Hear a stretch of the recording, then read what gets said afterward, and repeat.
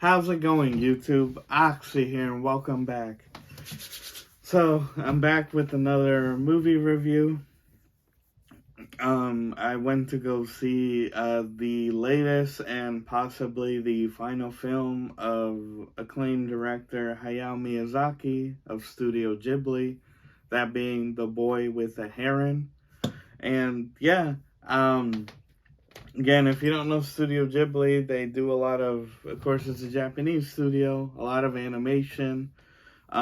Spirited Away, again, one of probably their all-time greats, widely popular. I grew up with it a lot. It came out in '01. Princess Mononoke, I hope I'm pronouncing it right. Ponyo, just a lot of films like that. They have like kind of a distinct style that you just know is Studio Ghibli. But yeah, again, this is potentially the director's final film because he is, I believe, the time of this coming out. Excuse me. He's 84, so it's possible it's time that the man wants to rest. But we're here with The Boy with the Heron, and I gotta say, visually, the movie is definitely a spectacle. If I had to give a description, I'd say it's Miyazaki's Alice in Wonderland. Like, it's very much an adventure, but it's just so, like, yeah, it's colorful, it's, like, outlandish, but it's really great. And I guess a quick plot, we follow a boy named Mahito, and his mother dies. The film takes place in, like, during like World War II. So his mother works at a hospital. She dies. His father remarries to another woman, and the movie is essentially him, them moving in with the other woman. There's a tower on the property that is like magical, or all the locals are like servants that work, because the father's a successful businessman, like a factory owner, I believe. He doesn't appear to be a worker, so he comes from money. There's a tower that's like magical, and again, the titular heron is like actually a person in like a heron, I don't know if you want to say costume. And he keeps telling the boy, your mother is waiting for you, come here. And he lures him in, and again, his basically stepmother also goes in because she's pregnant. And the adventure is him trying to find her, of course, find out about his actual mother. And yeah, it's like another world and all that sort of thing. Again, visually, the film is very beautiful, very colorful. I mean, Studio Ghibli, so in the animation department, it's like 10 out of 10 all across. The story is interesting enough. Essentially, he had a grand uncle. So, he had an uncle who like first discovered this tower. It fell from the sky, and he got lost in there, and he has essentially become the master of it, almost like God of it. And you find out this tower leads to many worlds. It's literally like a hallway with doors, and each one leads to a new world and that sort of thing. And the uncle, we never hear his real name, they just call him the grand uncle. He's looking for a successor, which can only be from his bloodline, hence Mahito being called in, lured in, and he wants him. And those scenes are very much gave, you could call it a parallel to maybe Miyazaki himself. The character could represent him, right? And the idea that like I've created all these worlds, but it's like I'm older now. It's time for me to find a successor. So I thought that aspect was kind of cool. It's almost like him directly telling us, the viewer, like, I'm old now.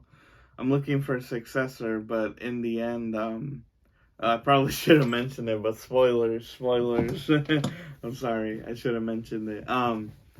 In the end, he decides to like just let the world like destroy it, or just kind of enjoy life, like not be maybe at least the characters like stuck trying to keep balance to the world and all that. You know, maybe he's just like let it go. I'm gonna enjoy my life.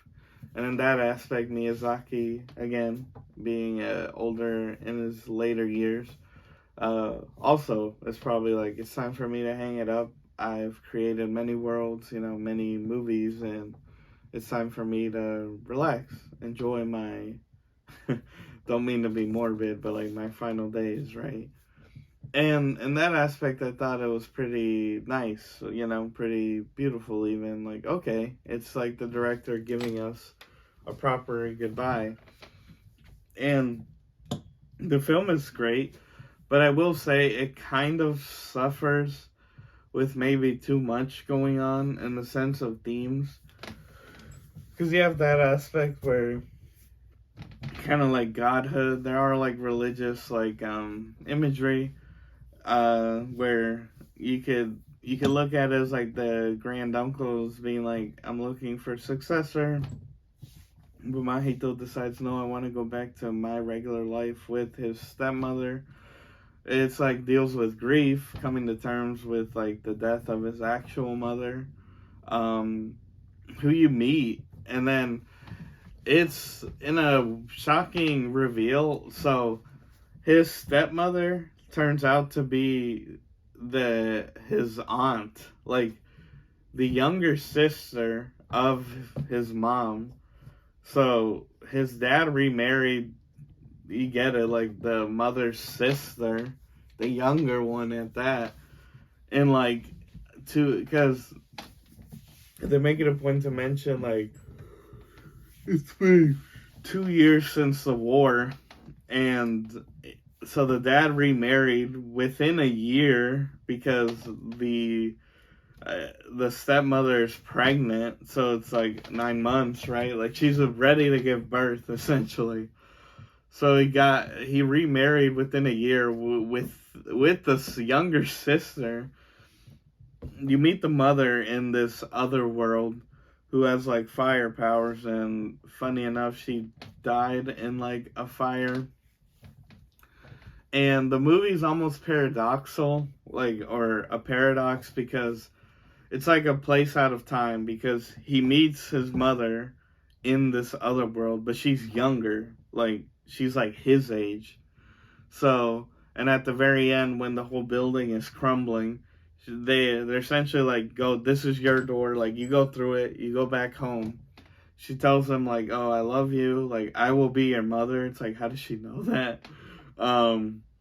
When she has to go through another door, and he's like, but you'll die or something. She's like, oh, I'm like one with the fire or something, kind of being like, it's almost like she will go back to, grow up to become his mother. So it's like it's like a place out of time, because he met his mother when she's younger, which of course she will go on to grow up, to give birth to him, to pass away.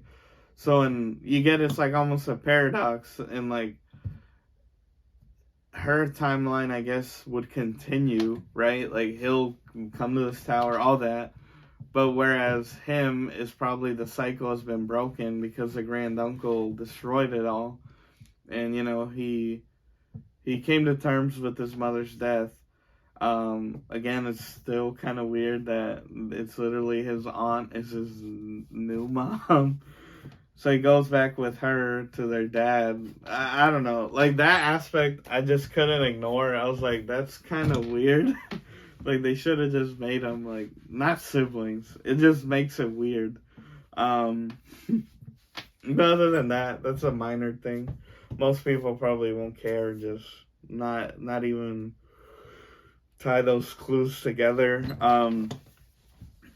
Yeah, like the film's so good. It's very enjoyable. Again, it's Miyazaki's Alice in Wonderland. It's very colorful, very beautiful. If I had to give it a rating, I'd say it's a solid like 8.5 out of 10. It's good. I enjoyed it a lot, and if it's final film, thank you for for all the memories, Miyazaki, for the illustrious career, and I wish you the best, in your, I guess, retirement, right? I would just enjoy life. But with that, guys, that's the video. I hope you enjoyed. If you like this type of content, I make new videos twice a week usually. So please be sure to like, share, comment, subscribe, hit the notification bell, all that good jazz. And as always, everyone, I've been your host, Oxy. Take care, and I'll see you next time.